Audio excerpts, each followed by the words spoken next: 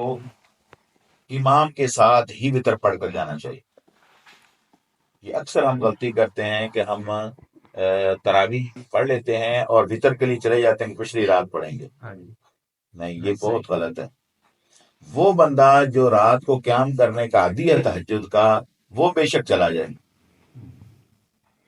جس بندے نے رمضان مبارک میں قیام اللیل کرنا ہے اور وہ تراویح کی صورت میں ہی ہو رہا ہے، اسے وطر بھی امام کے ساتھ پڑھ کر جانا چاہیے، کیونکہ حدیث میں آتا ہے، نبی صلی اللہ علیہ وسلم نے فرمایا جس بندے نے باجماعت نماز ادا کی، عشاء کی باجماعت نماز، اس سے مراد ساری نماز ہی ہے، وطر بھی اس میں شامل ہے، وہ سو بھی جائے تو فرمایا کہ اس بندے کی سونے کا ایسے ہی ہے کہ جیسے ساری رات کھڑے ہو کر عبادت کرتا رہا۔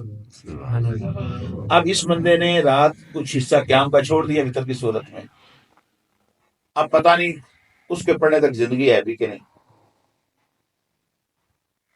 اب اس کے باوجود اگر ایک بندہ وطر بھی پڑھ لیتا ہے امام کے ساتھ، پھر چلا جاتا ہے اور جب شہری پر اٹھتا ہے تو پھر وہ نفل پڑھنا چاہے تو بھی پڑھ سکتا ہے،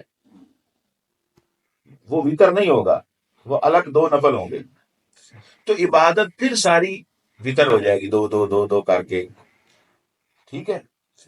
تو ایسا نہیں ہے کہ وطر کے بعد آپ قیام کر نہیں سکتے، نہیں کر سکتے ہیں، نفل عبادت ہے، نفل کا معنی زائد عبادت۔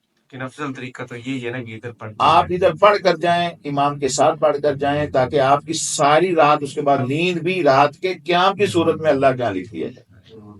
اس لیے ہمیں اس کی اصلاح کرنی چاہیے اور امام کے ساتھ وطر پڑھ کر جائیں تاکہ آپ کا قیام مکمل ہو جائے۔ اس کے بعد اللہ توفیق دے، کوشش کریں کہ اس کے بعد جلدی اٹھ جائیں، تھوڑا سحری پر 15-20 منٹ، آدھا گھنٹہ، 2-4 نفل تب بھی پڑھنے کی کوشش کیا کریں، تاکہ اللہ تعالیٰ اس وقت آسمانی دنیا پر ہوتا ہے اور اللہ کہتا ہے حل من سائل فاتی سوالہ، کوئی ہے سوال کرنے والا، کوئی ہے توبہ کرنے والا، کوئی ہے مغفرت مانگنے والا، کوئی ہے رزق مانگنے والا۔ تو علامہ اقبال کہتا ہے ہم تو مائلے بکرم ہیں، کوئی سائل ہی نہیں، راہ دکھلائیں کسی کو راہ رب منظر ہی نہیں۔ سمجھ آ گئی مسئلہ؟ وطر امام کے ساتھ پڑھ کر جائیں، بعد میں اللہ توفیق دے دے تو پھر بھی نفل آپ پڑھ سکتے ہیں، مگر اپنی عبادت ایک دفعہ مکمل کر لیں۔ جزاکم اللہ خیر۔